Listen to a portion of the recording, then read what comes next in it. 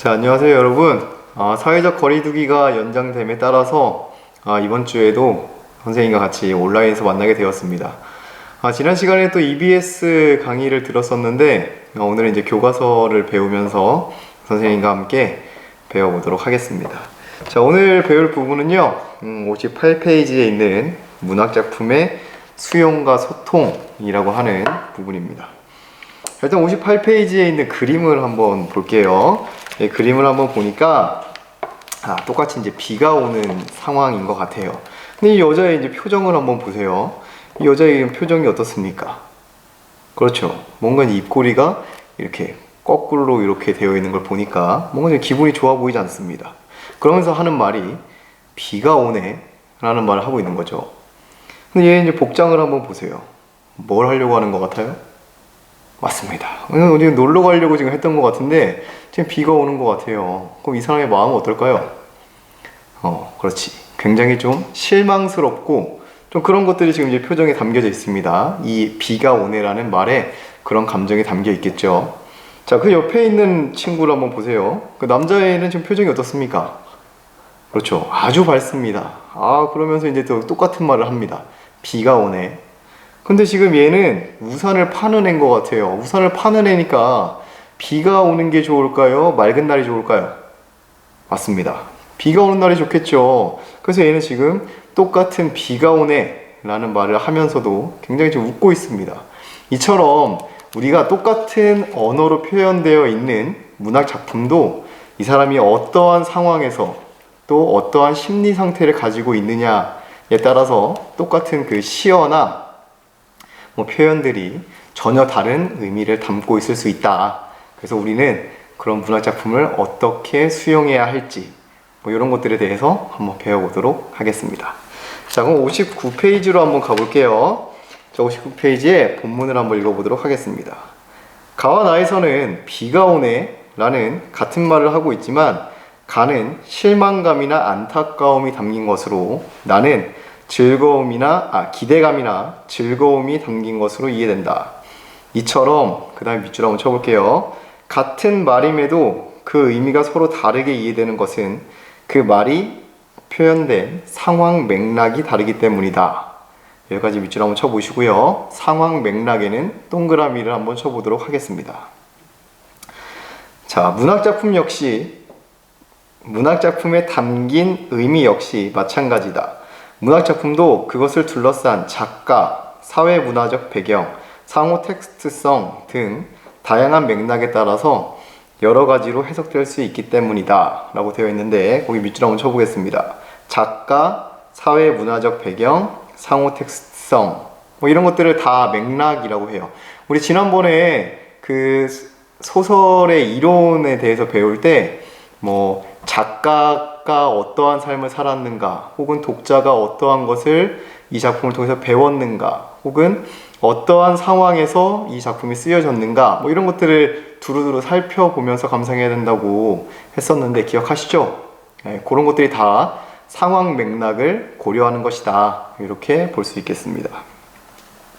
한편 작가는 작품을 통해 인간과 세계에 대한 자신의 생각을 언어로 형상화하여 표현합니다. 여기 밑줄 한번 쳐볼게요. 인간과 세계에 대한 자신의 생각 여기까지 밑줄 한번 쳐보시고 요거 우리 지난번에 배웠습니다. 문학작품은 뭐와 뭐가 결합된 형태라고 그랬죠? 맞습니다. 내용과 형식이 결합된 형태다. 모든 예술작품은 다 그렇다라고 했어요. 미술작품이라고 하면 자신의 사상과 감정을 그림이나 조각이나 이런 것들을 표현하는 것이고 음악은 그걸 선율로 표현하는 거죠. 마찬가지 이런 내용을 문학작품은 언어로 형상화한다. 거기 밑줄 한번 쳐봅시다. 언어로 형상화. 다시 말해서 문학은 자신의 생각을 이 내용을 언어로 형상화 형식에 맞춰서 표현한 것이다 라고 볼 수 있겠습니다. 독자는 이렇게 표현된 작가의 생각에 동의하며 공감적으로 수용해 볼 수 있습니다. 그런데 인간과 세상을 바라보는 관점이나 가치관은 사람마다 다르며 작품에 나타난 작가의 생각이나 가치관 역시 독자와 다를 수가 있겠죠. 따라서 문학작품을 수용할 때는 작가의 생각을 그대로 받아들이기보다는 그 다음 밑줄 한번 쳐봅시다. 자신의 관점과 가치관을 바탕으로 여러 가지 물음을 던지면서 비판적이고 창의적으로 수용해야 한다. 또 이러한 수용의 결과를 다른 사람들과 소통함으로써 우리는 자신의 생각에만 갇히지 않고 다른 사람에 대해 개방적이고 포용적인 자세를 가질 수 있다. 그러니까 우리가 작품을 공감적으로 수용하는 것도 중요하지만 비판적이고 창의적으로 수용하는 것도 필요하다. 이런 내용이 되겠습니다. 이해되셨죠? 그러면 다음 페이지에 있는 작품으로 한번 넘어가 보도록 하겠습니다. 이 작품은 김현승이라는 분이 쓴 눈물이라는 작품이에요. 자, 근데 이 작품을 읽기 전에 우리가 한번 생각을 해봅시다. 보통 우리가 이제 눈물이라는 거 생각을 해보면 기쁠 때도 흘릴 수 있겠지만 대개의 경우에는 슬플 때 흘리게 되죠. 슬플 때 흘리게 된다라고 생각을 하면 이 작품이 뭔가 좀 슬픔과 관련되어 있는 어떠한 이야기도 있겠구나 라고 한번 생각을 해보시고요. 그 옆에 김현승 작가에 대한 소개가 있습니다. 그거 한번 읽어볼게요. 자, 시인이고요. 초기에는 자연예찬의 낭만적인 경향을 띠다가 점차 사회 정의에 대한 관심을 표현하였으며 그 다음 밑줄 한번 쳐볼게요. 후기에는 기독교적, 청교도적 신앙세계를 표현하였다 라고 되어 있네요. 그러니까 기독교, 이 신과 관련된 어떠한 이야기들을 시로 썼다라는 얘기입니다. 그리고 이 눈물이라는 작품은 이분이 이 기독교적 그 신앙의 관점에서 쓴 시인데요. 그런 것들이 어떻게 녹아져 있는지 한번 같이 보도록 하겠습니다. 작품에 들어가기 전에 61페이지에 2번에 있는 글을 한번 먼저 읽어보도록 할게요. 요게 이 작품을 이 작가가 쓰게 된 배경을 설명하고 있는 건데요. 사실 이 시가 상징적인 표현들이 나와 있고 좀 시가 짧기 때문에 이해하는데 여러분들 좀 어려움이 있을 것 같아서 미리 어떠한 배경에서 쓰여진 작품인지 먼저 한번 읽어보겠습니다. 이 시는 내가 그렇게도 아끼던 나의 어린 아들을 잃고 나서 애통하던 중 어느 날 문득 얻어진 시다. 밑줄 한번 쳐볼게요. 나의 어린 아들을 잃고 애통해 하던 중. 그러니까 지금 상황을 보면 아들이 죽었구나. 그리고 그 아들은 아주 어린 나이에 죽었구나. 그럼 당연히 슬프겠죠. 사람이라면 슬플 겁니다. 자, 나는 내 가슴의 상처를 믿음으로 달래려고. 밑줄 한번 쳐볼게요. 내 가슴의 상처를 믿음으로 달래려고. 아까 전에 이 작가가 어떠한 종교에 의탁했다고 했습니까? 그렇죠. 기독교에 의탁했다고 했으니까 여기서 말하는 이 믿음은 종교적 믿음이라고 할 수 있겠죠. 그러한 심정으로 썼다. 그러니까 이 마음의 상처, 자식을 잃은 슬픔을 종교적으로 극복해 보기 위해서 이 작품을 썼다라는 얘기입니다. 인간이 신 앞에 드릴 것이 있다면 그 무엇이겠는가? 신 앞에 밑줄 한번 쳐볼게요. 이것도 마찬가지. 종교와 관련된 시구나 라는 걸 알 수 있겠습니다. 그것은 변하기 쉬운 웃음이 아니다. 여기서 중요한 표현 나왔어요. 자, 여러분들이 보통 일반적으로 생각하기에 우리가 웃음과 울음이 있다면 우리는 일반적으로 웃음, 그러니까 즐거운 게 좋은 거다 라고 생각을 할 텐데 이 사람은 조금 다르게 생각하는 것 같아요. 이 웃음은 변하기 쉽다라는 거예요. 웃음이 변하기 쉽다라고 하는 걸 보니까 별로 좋지 않은 것 같습니다. 세모로 한번 쳐볼게요. 변하기 쉬운 웃음에는 세모. 이 지상에서 오직 썩지 않는 것이 있다면, 썩지 않는 것, 변하지 않는 거죠. 이것은 신 앞에서 흘리는 눈물뿐일 것이다. 눈물. 그럼 얘는 변하지 않는 것이니까요. 좋은 거겠죠? 동그라미. 라는 것이 이 시의 주제라고 할 수 있을 것이다. 그리고 이 시는 눈물을 좋아하는 나의 타고난 기질에도 잘 맞는다 라고 되어 있네요. 그러니까 지금 이 시는 보니까 이 작가가 웃음과 울음이라는 걸 대비해 놓고 있고 그 중에서도 이 울음, 눈물에 더 긍정적인 의미를 부여하고 있다. 이렇게 볼 수 있겠습니다. 이해되시나요? 좋습니다. 자, 그럼 시로 한번 넘어가 보도록 하겠습니다. 시를 한번 읽어볼게요. 눈물 김현승. 덜어는 옥토에 떨어지는 작은 생명이고저 흠도 티도 금가지 않은 나의 전체는 오직 이뿐. 더욱 값진 것으로 드리라 하올제 나의 가장 나중 지닌 것도 오직 이것뿐. 아름다운 나무의 꽃이 시듦을 보시고 열매 맺게 하신 당신은 나의 웃음을 만드신 후에 새로이 나의 눈물을 지어 주시다. 네, 요 시만 그냥 봤을 때는 이게 도대체 무슨 얘기인가 싶을 수 있는데, 아까 전에 우리가 이게 어떠한 배경에서 쓰여진 시인지 이해를 하고 보니까 어떤 내용인지 대충 감이 오시죠? 자, 그러면 우리 하나하나 우리 처음 보는 시를 보면 이렇게 네 가지를 한번 생각해 보자 그랬죠? 처음에는 화자가 드러나는지, 두 번째는 이 사람이 어떤 상황에 놓여 있는지, 그 다음에 어떤 감정을 느끼고 있는지, 마지막으로 주제를 파악해 보자고 했었습니다. 자, 이 작품에 화자가 드러나고 있나요? 그렇죠. 나라는 애가 나오고 있습니다. 이 이연의 마지막에 보면 나의 전체는 오직 이뿐이라고 해서 나라는 화자가 드러나고 있죠. 네, 화자는 나입니다. 그럼 이 사람 지금 어떤 상황일까요? 그렇죠. 우리가 이미 이 상황에 대한 글을 읽었기 때문에 아들을 잃었다 라고 여러분들이 아마 생각을 할 텐데요. 우리가 이 설명을 보지 않았다면, 이 지금 시에 드러나 있는 상황만 고려한다면 이 사람은 지금 뭐에 대해서 생각하고 있는 것 같습니까? 그렇죠. 이 눈물이라는 게 도대체 뭐냐, 눈물에 어떠한 가치를 갖고 있느냐, 뭐 이런 것들을 생각하고 있겠죠.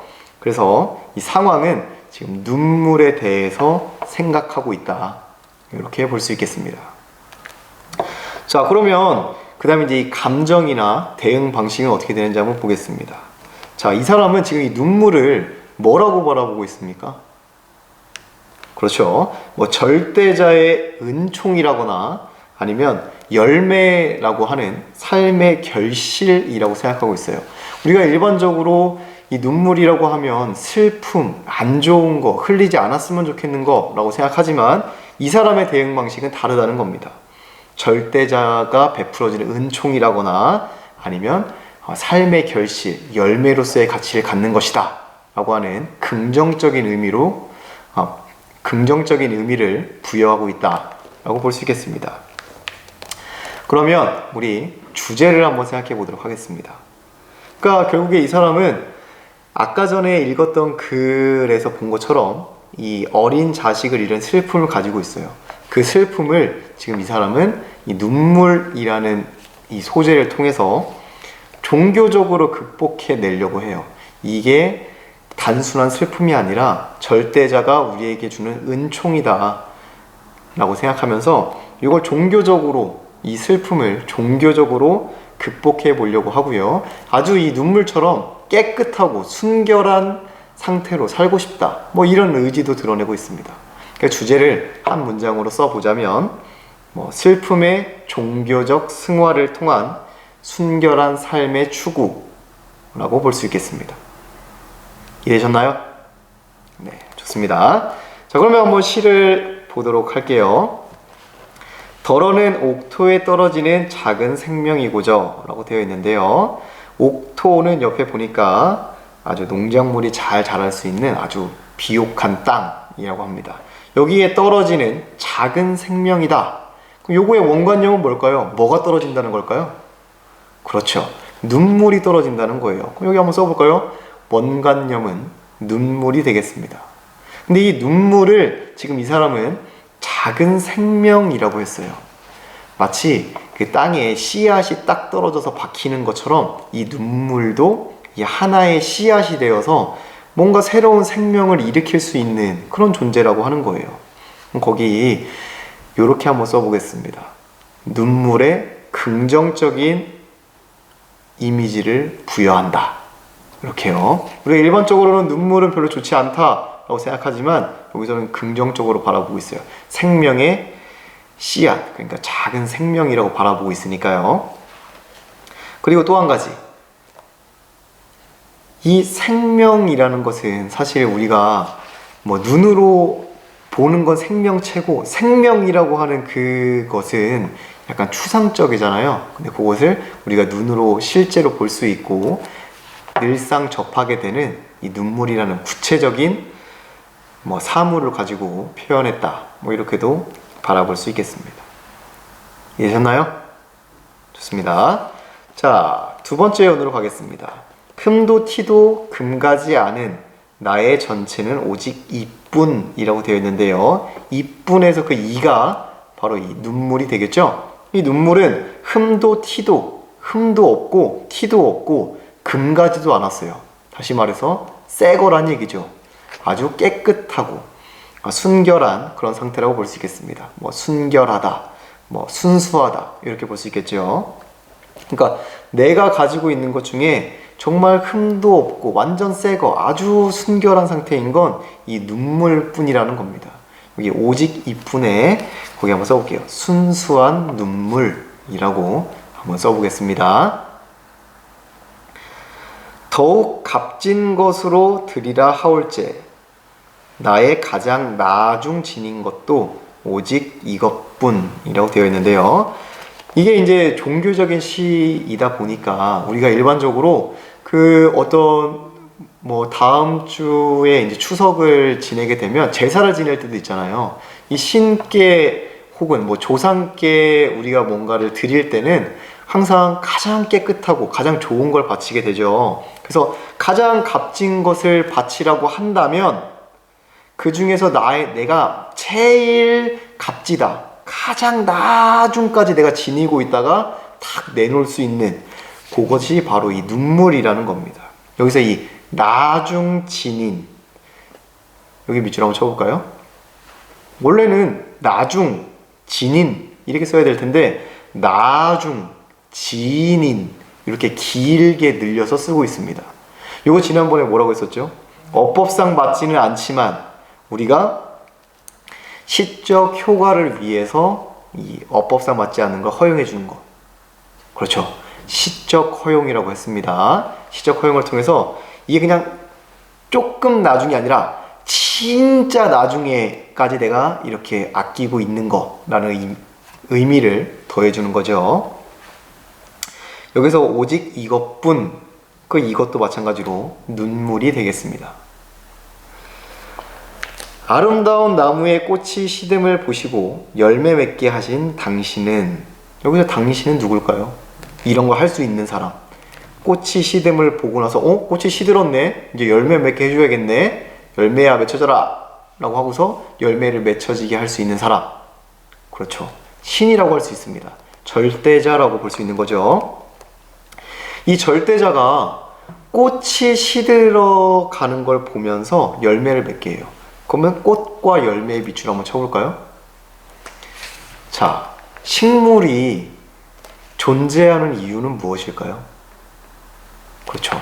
이 열매를 맺기 위함이에요. 우리는 꽃이 아름다우니까 꽃을 맺기 위해서 이 식물이 존재한다라고 생각할 수 있지만 결국에 이 식물은 후대에 계속 씨앗을 남기고 그 씨앗이 다시 땅으로 가서 자기 자손들을 퍼뜨리는 게 목적이기 때문에 이 꽃보다는 열매가 더 중요한 겁니다.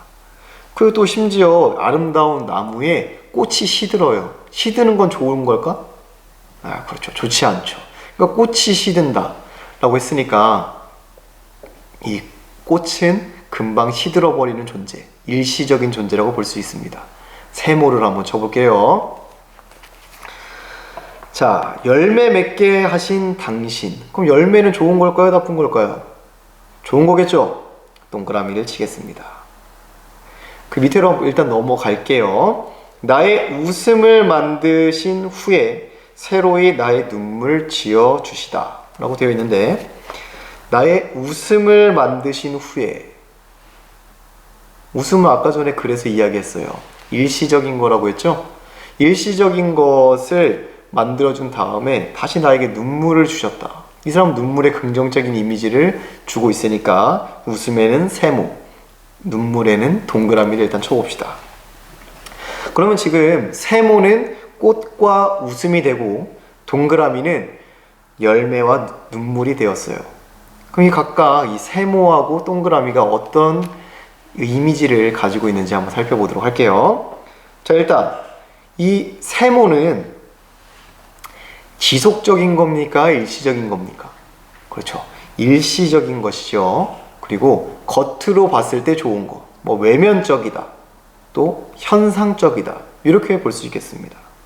그리고 뭐 꽃을 보거나 아니면 웃음은 기쁘잖아요. 그래서 이 사람은 이걸 뭐 삶의 기쁨이라고 보고 있지만 그 삶의 기쁨은 일시적인 것이다, 현상적인 것이다, 이렇게 지금 보고 있는 거죠. 반면에 이 동그라미들, 뭐 열매나 눈물, 뭐 이런 애들은 단순한 삶의 기쁨이 아니라 삶의 결실을 맺는 것, 뭐 이렇게 대조가 일어나고 있는 걸로 우리는 볼 수 있겠습니다. 그래서 지금 이 시를 한번 살펴봤는데요. 결국에 이 시는 이 눈물이라는 소재를 가지고서 우리가 일반적으로 생각하고 있는, 우리 지난번에 그 시에서도 배웠죠. 슬픔이 기쁨에게 라는 시에서도 마찬가지. 우리가 일반적으로 기쁨이 좋은 거라고 생각하지만 그 사람은, 그 시인은 슬픔에 좀 더 높은 가치를 부여하면서 슬픔이 있어야만 진정한 뭐 기쁨도 느낄 수 있고 뭐 그런 이야기들을 나눈 적이 있는데 그거와 비슷한 시라고 볼 수 있겠습니다. 이해되셨나요? 좋아요. 자, 그러면 우리 핵심 정리를 한번 화면을 보고 정리해 보고 다음 문제로 넘어가 보도록 하겠습니다.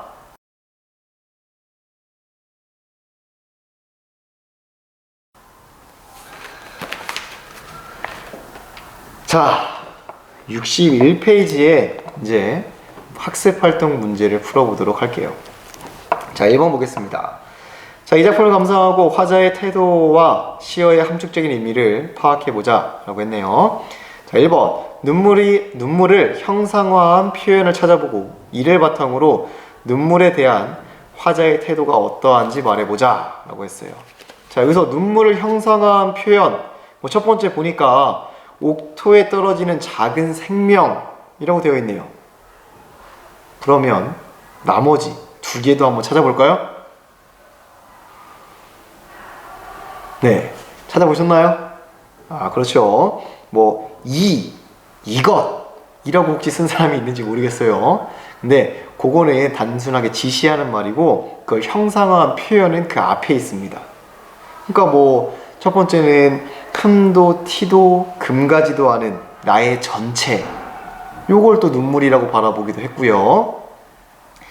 내가 가장 나중까지 지닌 거, 그러니까 내가 값진 거를 내놔라, 너가 제일 아끼는 걸 내놔 라고 이야기했을 때 내가 마지막까지 내가 가지고 있고 싶은 거, 가장 소중한 거, 그것도 눈물이라고 이야기를 했었습니다.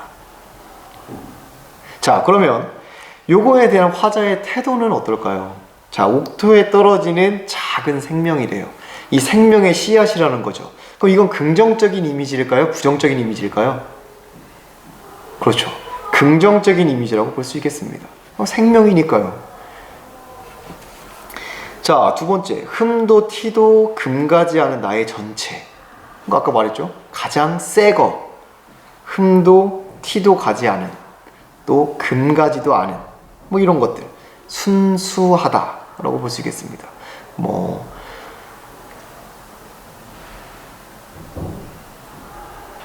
그다음 나의 가장 나중 지닌 것은 뭐 가장 값진 것이라고 볼 수 있겠죠. 이 눈물을 가장 값진 거라고 화자는 생각하고 있다라고 볼 수 있겠습니다. 되셨나요? 좋아요. 자, 그러면 2번으로 한번 가볼게요. 자, 2번 문제는 아까 전에 선생님이랑 같이 동그라미랑 세모를 쳤던 그 내용을 가지고 한번 보겠습니다. 자, 나무에서는 꽃과 열매가 있네요. 자, 여기에서 꽃이 좋은 걸까요? 열매가 좋은 걸까요? 그렇죠. 이 꽃은 일시적인 거고 이 열매는 그 뭐 영원한 것, 그 다음에 뭐 생명의 씨앗 이렇게 볼 수 있으니까 꽃에는 세모, 열매에는 동그라미를 쳤었습니다. 그럼 내가 생각하는 긍정적인 건 뭐였나요? 그렇죠. 눈물이었죠.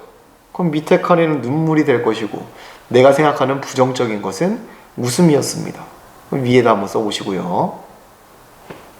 이 시어의 의미 선생님이 판서해줬죠? 한번 적어보시기 바랍니다. 꽃과 웃음은 일시적이고 현상적이며 외면적인 거라고 했어요. 그리고 이건 삶의 기쁨을 나타낸다. 하지만 이 사람은 기쁨이 뭐 일시적이라서 좋긴 하지만 뭐 영원한 것에 비해서는 부족하다라고 좀 바라보고 있는 거죠. 반면에 열매하고 눈물은 어땠나요? 그렇죠. 영원하고 궁극적이고 내면적인 뭐 이런 것들, 삶의 결실이라고 우리가 바라봤었습니다. 기억하시죠? 좋습니다. 자, 오늘은 여기까지 하고요. 다음 시간에 나머지 문제들과 그 다음 62페이지에 있는 유리창이라는 시를 함께 배워보도록 하겠습니다. 오늘도 고생 많았고요. 여러분들 오늘 배운 내용들 잘 정리해서 그 구글 클래스에 사진을 찍어서 올려주시기 바랍니다. 자, 그럼 우리 다음 시간에 만나요. 안녕.